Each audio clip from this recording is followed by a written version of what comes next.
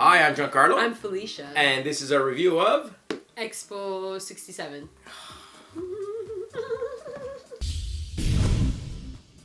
You are one of the 40 exhibiting and competing nations in the upcoming exposition of 1906 in Milan. Have the most prestige points at the end by completing either steam inventions or electrical ones, and you'll win.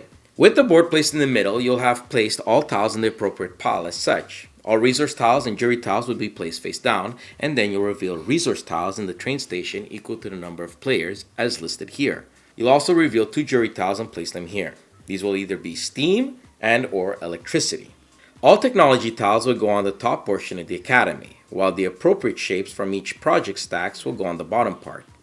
Each player will choose a color and they'll receive their colored board, placing scrap tiles on the appropriate spots, their cards, and their discs.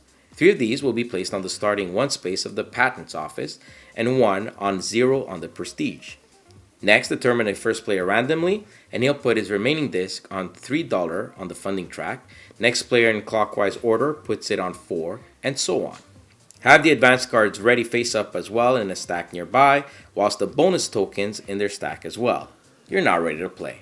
On the active player's turn, that player must play one of his cards. There are 2 restrictions. You can't play the same card the previous player just played, and you can't play Meeting Room as your first card. Playing a card will trigger your action for the turn. When done, leave the card face up in front of you. It can't be played again this round. Before we talk about the cards, let us tell you that the main way to get the prestige points in this game is by completing projects found in the academy.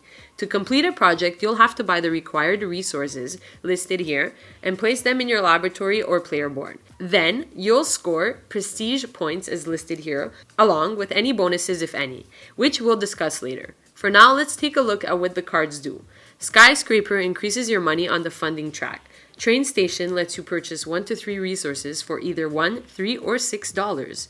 Academy lets you buy either a technology or project from those available for $2. Note that projects are limited to the ones in the Academy, while technology can be shifted through to take whichever one you want. Now, any tiles here or acquired through the train station do not go into your laboratory yet. They remain in your play area outside your board. To place or remove tiles, 3 to be exact, you'll need to play the laboratory card. This action will help you remove scrap and place resource tiles, project tiles, and technology tiles. When placing technology tiles, take the appropriate technology card and replace it with the starter version of it. These will make that specific action for that turn more powerful. For completing projects, you need to have the resource side touching the project for it to be considered to have those resources. As in the example on page 5, the top cellophane only has 2 empirical research resources, but placing the tile as such, the bottom cellophane has both empirical and copper resources. So do pay attention to how you place these tiles. Now, the journal action lets you move your discs 3 spaces on any track. You may also choose to split movement between discs, like moving 3 in 1 space, for example.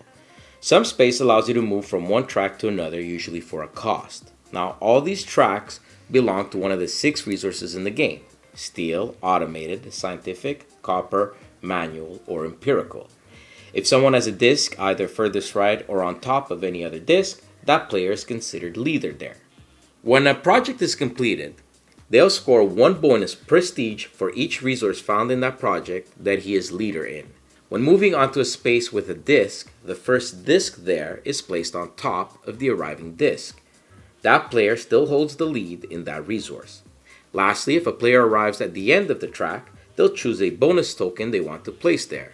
These are endgame scoring bonuses. All discs there will score that bonus at the end. Should all bonus tokens be placed, this will trigger the endgame, as well as a player completing his 5th project, or at the end of the 10th round as denoted by the jury here. Which brings us to the last action, Meeting Room. This card will in effect finish the round. Then the player chooses 2 separate actions from the list. Either collect $1, advance their disc token 1 step in the patent's office, repositioning or rotating up to 3 tiles in their laboratory, or choose a jury tile.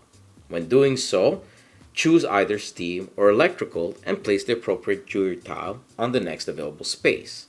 At the end of the game, each player that has completed projects of that type, that is the most in the jury section, scores an extra 2 points for each of those projects. Remember, Meeting Room cannot be played as the first card on any round. After a player has played it, we move on to reorganization phase. Here, if a player didn't choose the choose a jury tile as one of his two actions from a meeting room, a random tile would be placed in the jury box. Now, any projects in the academy not of the same type as the last jury tile placed is removed. The bottom of the corresponding stack and the top one taking its place. All resource tiles are discarded and new ones are filled in the train station. Each player takes back his card and a new round begins with the next player to the one who played meeting room. The game continues like this until either all bonus tokens are placed, a player finishes his 5th project, or at the end of the 10th round. The player who triggered the end game will have the other players play one final turn by playing his last action card. Then we go to scoring. Add to your score any projects you have that the jury favored. For each such project, score 2 prestige. Players who have discs in either the 8th or 9th spot of the Patron's track score 1 point for each disc there. Lastly, any disc on the bonus tokens will trigger. Add these to the score and the player with the most wins. Okay, so to me the first thing that stood out is the bland colors of the game. Now I understand that it's to evoke a turn of the century period feel, so I'm going to award half point on artistic style.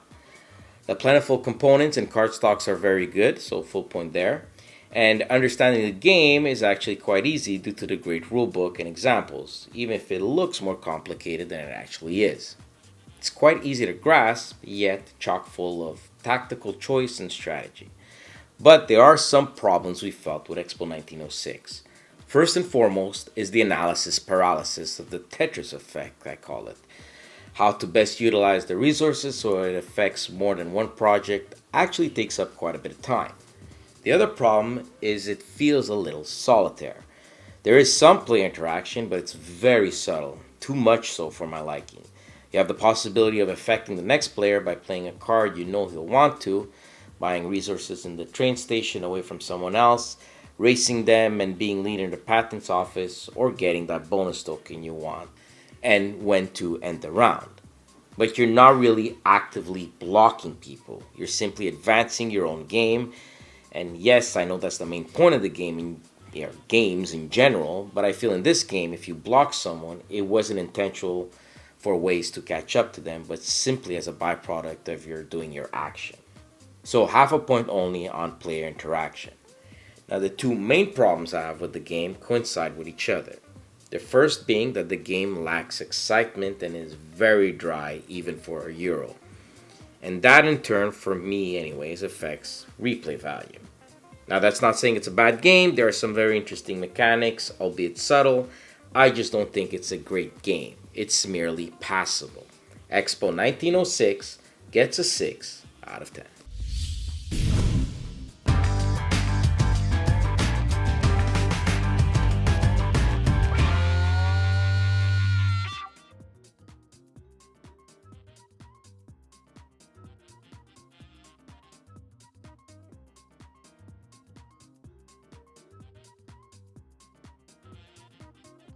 You spilled coffee on my... Good! Now slap him and pull his hair. Wow, what the hell is going on? Such anger. I'm not doing this in the morning ever again with you two. I'm sexually frustrated. Frustrated? Frustrated. Didn't you have like wine with someone yesterday? I did! And nothing happened? She was in DTF?